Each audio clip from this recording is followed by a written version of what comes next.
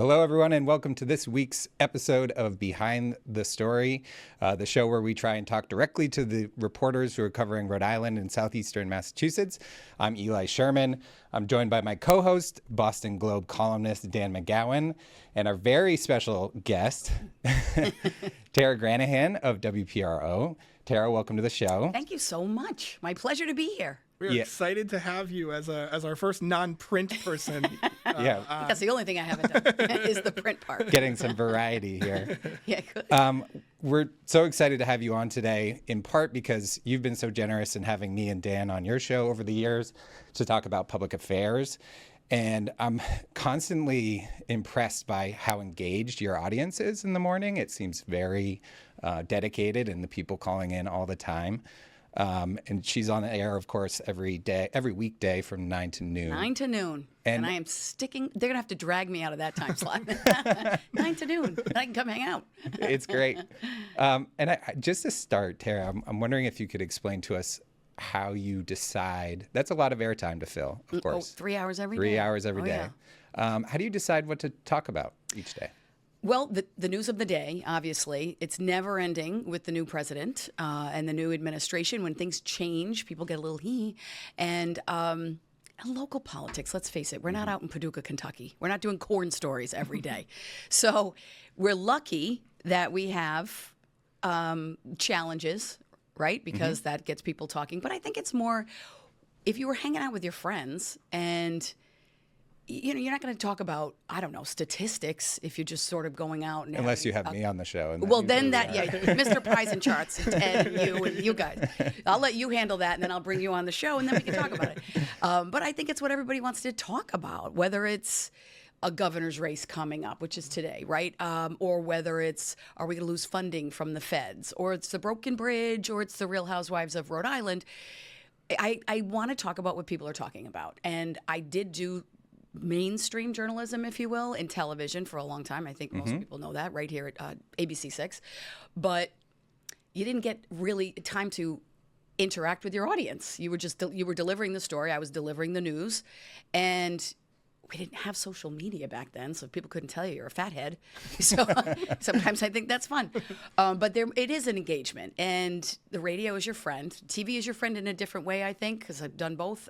But the radio is really your friend in a crisis, weather-related stuff. People tend to jump to the radio, right? And you're in the car. And I like morning hours. I did morning TV for a long time. I think people are in a different headspace, if this makes sense, when you kind of want to wake up and say, I'm going to start a new day, right? So if I were doing the 6 a.m. news, television news, or the noon, you're in a different space than you get a little beat up during work and somebody yelled at you. You got to pick up the kids and do homework. And now it's the 6 o'clock news, and the 11 o'clock news is, can I make it up? Right? Can I make it and stay awake to get there, right? So I love 9 to noon. Yeah. Do you feel like I'm so curious because you said, as you said, you came from TV. I know you had in between, you started your own business, things like that. Couple years, yeah. But in going from being a TV reporter, kind of a straight down the, just the facts kind of reporter to getting on the air, I know I've had this experience going from being a straight news reporter to a columnist. And I'll admit, like, at times I feel a little bit uncomfortable with it. I'm curious how you handle, going after people at times and how you've adjusted from being reporter to opinion maker. Yes, and it's been an adjustment, but it's been a long time in the past too. But in the beginning, I remember, once you jump, I'll jokingly say you jump to the dark side, you give your opinion, because if you're doing straight reporting, you're trying to get both sides of the story. You're not, it was a little stricter, I think, ethically maybe, when I was doing it. Now it seems like everyone kind of has a little bit of an opinion, and not local news necessarily, but the national news, right? So it's tough to get away from the opinion. And I will tell you, as being the only female doing talk radio around here, right? They wanted to eat me alive, the audience, because they're a fighting audience sometimes. And so I realized fairly quickly that you have to give your opinion, and it might not be what people want to hear, or like what you're saying, and they want to go after you, and you have to stick to it. So, my grandmother, my Noni, who I am now being called Noni, said, "Don't lie and don't overinflate what you're talking to about people. This is way back, when you're a kid. Don't lie because you'll never remember it. Always tell the truth. You'll always remember it. So if you say really how you feel about something, you're not going to waffle on it later on. So, but I'll tell you, I tried to take, I think, an easier road, and I've had every shift at WPRO. Right. And I can't believe I've been there longer than I was in television, but I'm going on 18 years at the radio station. Wow. And I think I did TV for maybe 12 or 13. So that's wacky. So yeah, I'm old. So everybody stop freaking out. But I remember even saying this to a colleague of all of ours when they were a little bit younger. If you wanted to do talk radio, you can't do puppies and flowers because that's not the audience. I mean, if you want to do a Saturday show, right? And I did it all. I was working 6 days a week at one point. It can be lighter. And now I'm way more comfortable with throwing in some light stuff. But in the beginning, I felt like I have to hit it hard, have to give the opinion. And it took a while, as I said, to go to the dark side and give an opinion because that's not what I was used to doing. Right. But well, now, that's why I like having you two on, where I can just sort of direct the conversation, and you two can opine on what we're talking about. And one of the things, Dan said it, and I totally agree. You do such a good job, not only bringing on a variety of guests, but really pushing them on issues that are controversial. And we have some sound from your show that I want to play real quick. This is you interviewing the Attorney General, Peter Nerona. Take a listen. Okay. By what one person may think I do, or because one person thinks they pay my salary or not. I do what I think is best. The people I answer to are the people of the state of Rhode Island who voted me into office. You're an elected official. You're an elected official, and you're doing. Right. You're an elected official, and I feel like you're taking things a little personally here. I'm just asking Not you at all. if I can finish my weird comparison. If I hire a lawyer and you win a case for me, you're going to tell me where you're going to put the money that I won? It's not the same thing, Tara. You're Why? mixing apples and oranges. It's not the same thing. I don't work for you.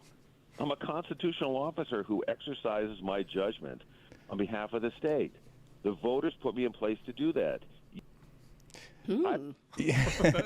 So I really like that clip because, of course, Attorney General Peter Nerona is highly opinionated himself, and he really can stick his heels and really stand by his point. And you, as you often do, just did a really good job of being like, look, this isn't personal. I'm just By trying the way, to that ask was you like questions. the third time I tried to give that example. Yeah. If I hire a lawyer, I'm suing you. You're my lawyer.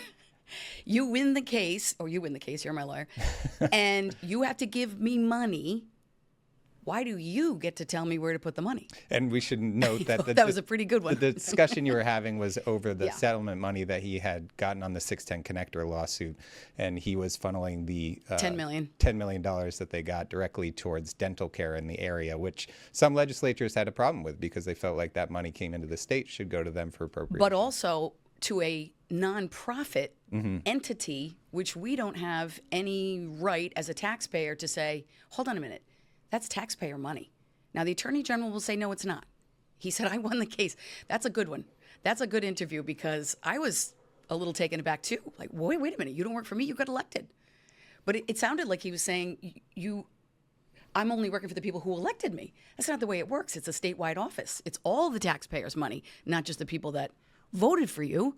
So so we went at it. That's a good one. What I loved about that interview so much too was that I would say, and correct me if I'm wrong, I think that Peter Nerona has been, in some ways, kind of a natural interview for you as someone who's a little bit of an agitator of the governors, as am I. Yeah. It's pretty easy to have somebody like Peter Nerona on because oftentimes he's coming on and, in some ways, heaping praise on you. Thank you for staying on this, Tara. And what I loved about that was you held him to the fire as well, just the same way you would hold anybody else. And he's a natural soundbite, so he's a good soundbite. So then, and that's kind of the nature of the beast in talk radio. Plus, we have our newsroom, right? So the newsroom turns it around, and then it gets used throughout the day. We use each other's audio and things like that, and we use everybody's audio, right? Channel 10, Channel 12, Channel 6. So you're right. He's got a really good knack of, making it feel good and everything's pretty, but I don't think he's used to people challenging him. I mean, he's a big attorney, right? Yeah. So who am I? But that one I just was completely not on the same page with him. And he's interesting. He likes to book a show and he's on a topic and then he likes to throw in a little zing, like a little surprise. Yep. We've noticed a couple of me and myself and my colleagues. And so that interview, though, didn't serve him too well, because I gave him multiple opportunities, and that could be from the old reporter days, right? Maybe you didn't really mean to say that, but we're live. To kind of take a step back and see where everybody's coming from. Why are you getting this criticism? It's like a lot of rope to hang your neck, babe. You gave him a lot of chances. Multiple times, but wait a minute. And he didn't want me to get that little story out or a comparison out. Yeah. Okay. We have to take a quick break. But when we come back, we'll be talking about the Washington Bridge and a little bit more about government access. Stick with us.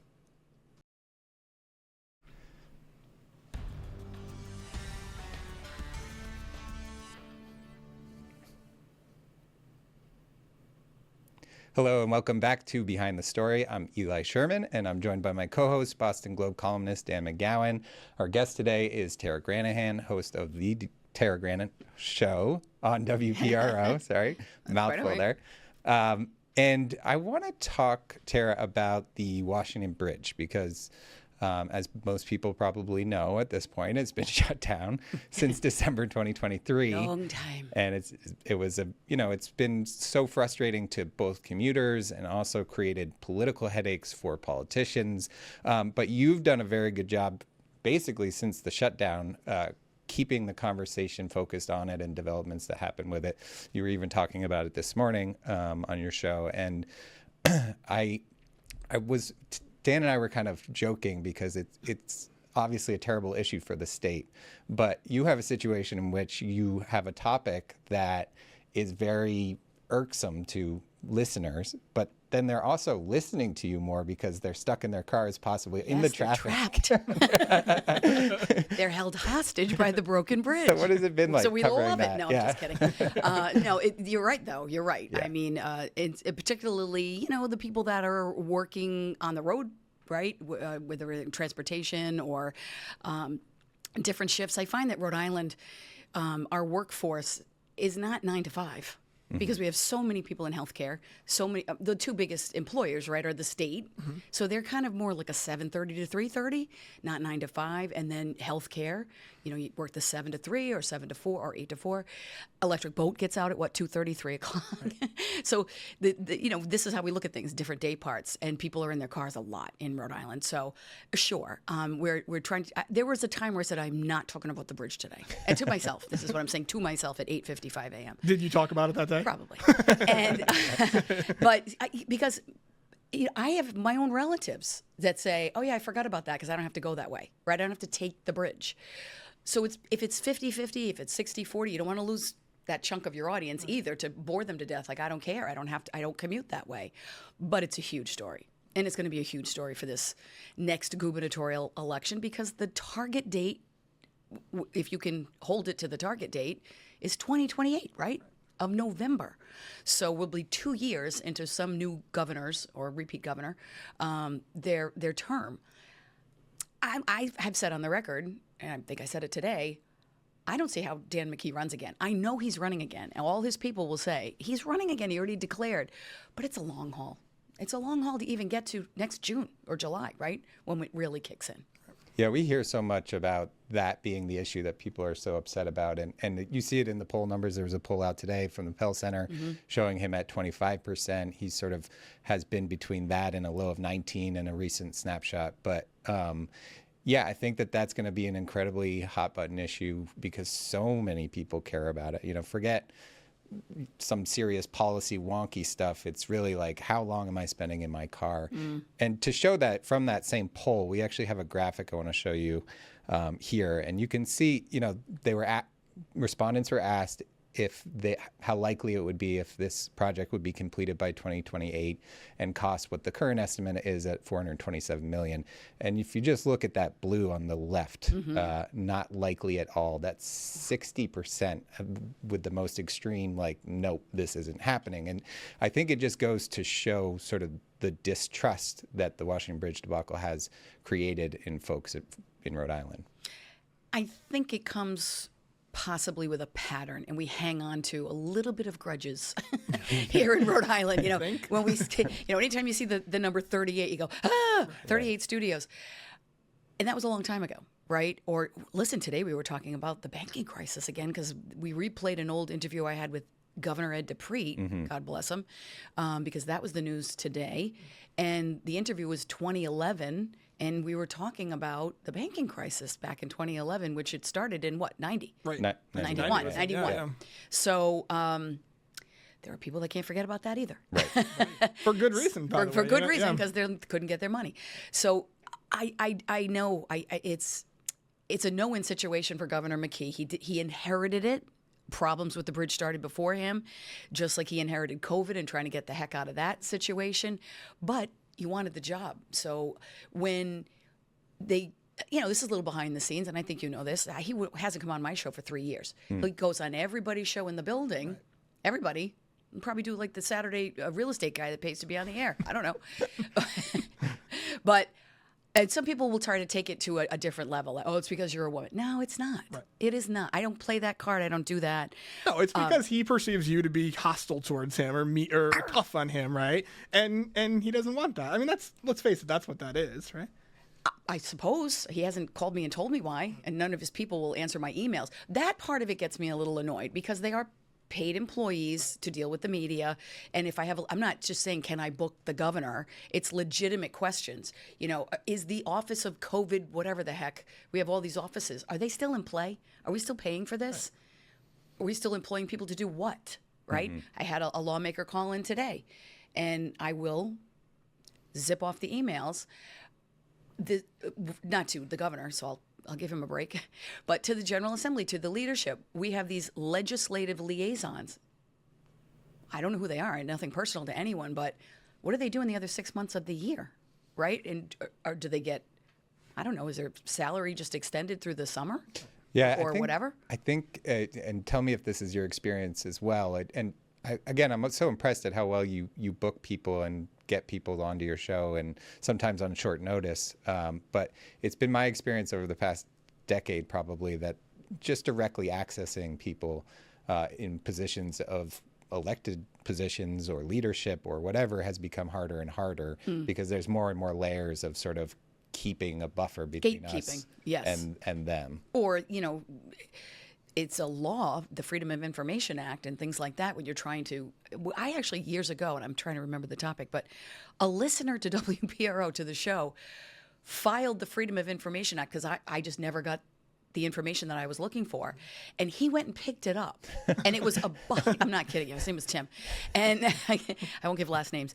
And he went and picked it up and took it to the radio station. And it was just an absolute box of hell that nobody was going to go through, right? Or unless, Fascinating you radio. guys. Yeah, exactly. Hold on while I just spend 3 hours doing nothing.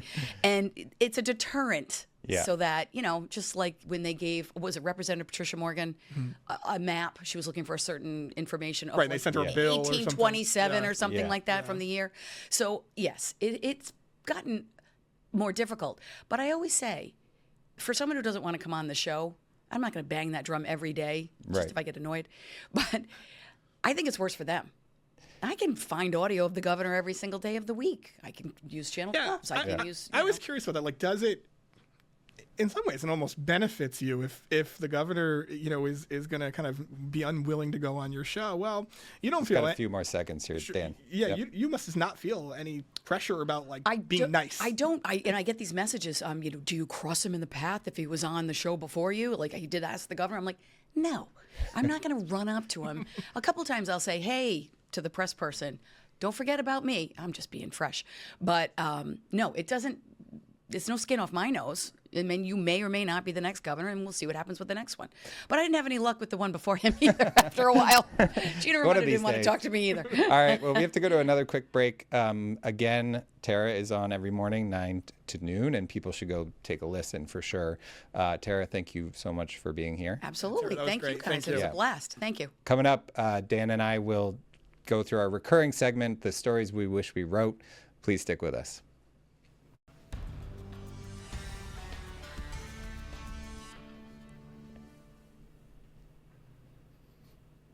Hello and welcome back to Behind the Story. I'm Eli Sherman, along with my co-host here, Dan McGowan.